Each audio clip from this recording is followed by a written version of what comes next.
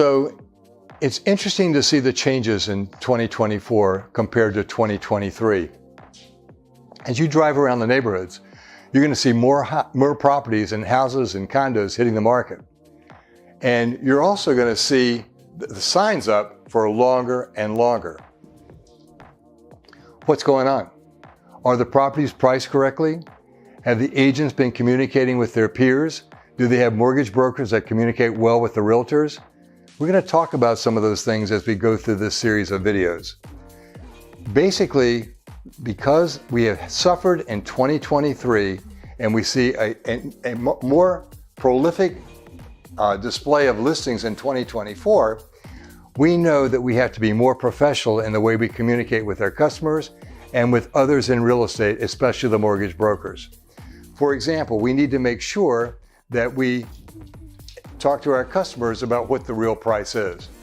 In 2021, it was pretty easy to sell a house because all you had to do was get a list price, and oftentimes you had multiple offers, and oftentimes you'd bring cash above list price. You would resolve any contingencies, such as there wasn't a need for an inspection. You could also resolve things like an appraisal, like if the house doesn't appraise, they would bring money to the table to make up the difference. Then all of a sudden we had a surge in interest rates, and they went as high as 7.77. Now they're down now to 6.65, but they're still higher than what people are used to if they're on the spectrum of 2.5 to 4.5% for their mortgage, but the market had a lower base price. Now the market has risen.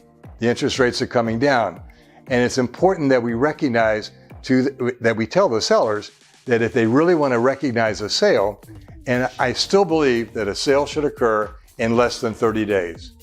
And one way to do that is to help the buyer with their mortgage rate. Now, what we call that is a buy down on mortgage rates or points.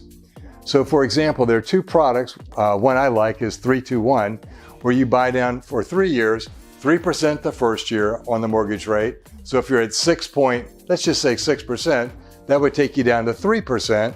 The second year, it would be 4%, and then the third year, it would be 5%. Those kind of decreases in this kind of market-priced climate, you're talking about savings on a monthly basis of up, let's say, over $1,000. And when buyers are buying a property, yes, they know the rate is high, but I always say date the rate and fall in love with the house and move in the house. Date the rate and move in the house, because rates fluctuate similar to real estate market prices fluctuating. And if the rates go down over the period of the 3-year 3-2-1 buy down, you simply refinance the mortgage. Everything is a trend. Everything's important to know. And these type of facts are really important for you to understand and to talk to your sellers about. More properties to choose from. Buyers are coming forth, especially as the rates go down. Get ahead of the pack. Try to sell your house in less than 30 days, and talk about the point buy down. Before we conclude this video, I want to give you one interesting fact about the point buy down. In the past, the way we tried to sell a house was we would reduce the price. So we would reduce the price until we had more buyers making bids on the property. That still works. But guess what? Every time you reduce the price, that's less profit that the seller gets. When you do a point buy down, you get to keep your price higher, and you get to take credit for those buy downs on your IRS. So whatever that point cost you, or that 2 points or 3 points cost you, that goes on the closing statement. That closing statement gets factored in with your CPA or whoever does your taxes, so that you get a dollar for dollar return. Who doesn't want that kind of deal?